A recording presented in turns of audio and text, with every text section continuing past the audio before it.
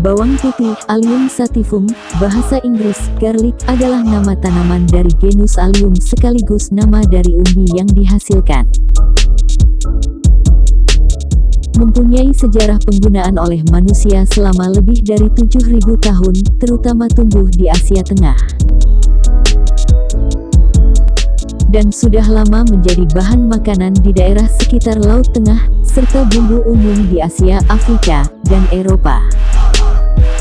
Dikenal di dalam catatan Mesir kuno, digunakan baik sebagai campuran masakan maupun pengobatan.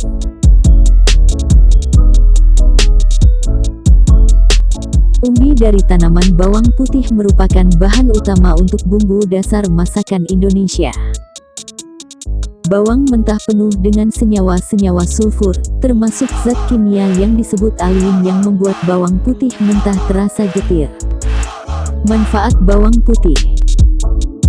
Bawang putih digunakan sebagai bumbu yang digunakan hampir di setiap makanan dan masakan Indonesia.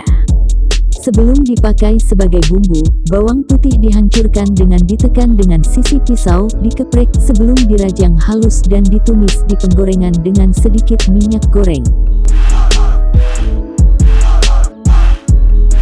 Bawang putih bisa juga dihaluskan dengan berbagai jenis bahan bumbu yang lain.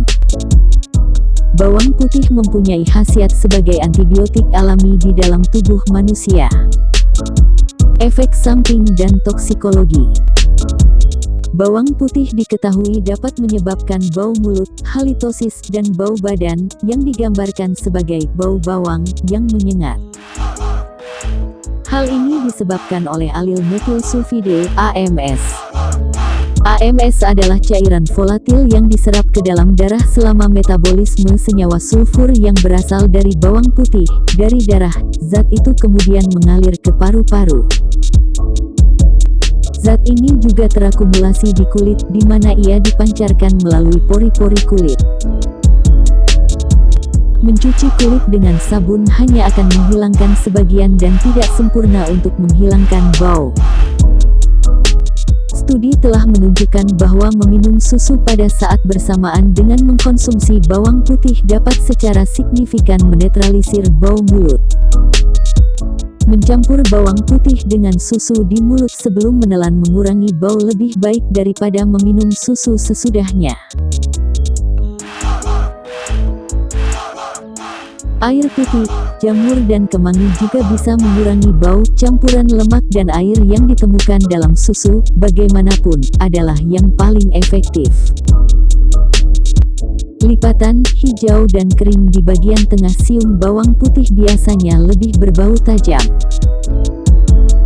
Senyawa belerang alicin, yang dihasilkan saat bawang putih segar dihancurkan atau dikunyah juga menghasilkan senyawa belerang lainnya, ajun, alil polysulfides, dan vinyldithien. Bawang putih tua mengandung sedikit alicin, namun mungkin memiliki beberapa zat aktif karena adanya S-alilcysteine.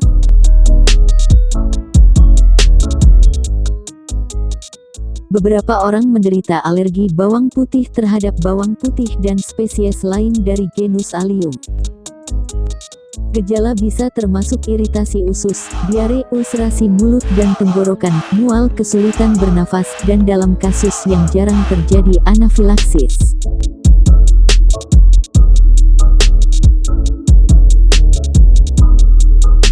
Pasien sensitif bawang putih menunjukkan tes positif terhadap disulfida, alil propil disulfide, alil mercaptan dan alicin, yang semuanya ada pada bawang putih.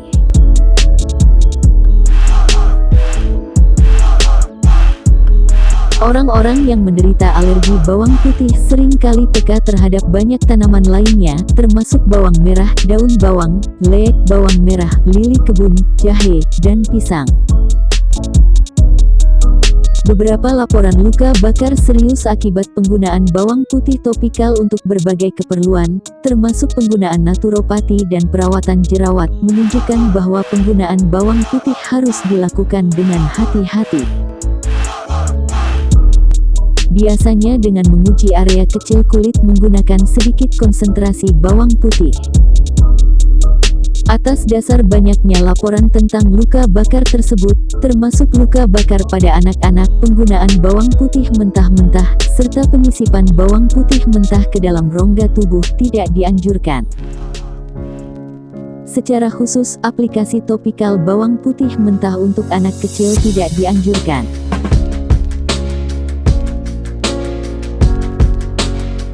Efek samping suplementasi bawang putih jangka panjang sebagian besar tidak diketahui, dan tidak ada penelitian yang disetujui FDA telah dilakukan. Kemungkinan efek sampingnya meliputi ketidaknyamanan gastrointestinal, berkeringat, pusing, reaksi alergi, pendarahan, dan penyimpangan menstruasi. Beberapa ibu yang menyusui telah menemukan, setelah mengkonsumsi bawang putih, bahwa bayi mereka dapat lebih lambat ketika disuapi, dan menimbulkan bau bawang putih pada bayinya juga. Jika dosis bawang putih yang disarankan lebih tinggi dari yang dianjurkan dengan obat antikoagulan, maka bisa menyebabkan risiko pendarahan yang lebih tinggi. Bawang putih dapat berinteraksi dengan warfarin, antiplatelet, sakuinavir, antihipertensi, kalsium channel blocker, antibiotik quinolone, ciprofloxacin, dan obat-obatan hipoglikemik, serta obat-obatan lainnya. Alium mungkin beracun bagi kucing atau anjing. Demikian penjelasan singkat tentang bawang putih. Mohon maaf atas kekurangan informasi ini. Semoga bermanfaat. Salam sahabat benua. Terima kasih.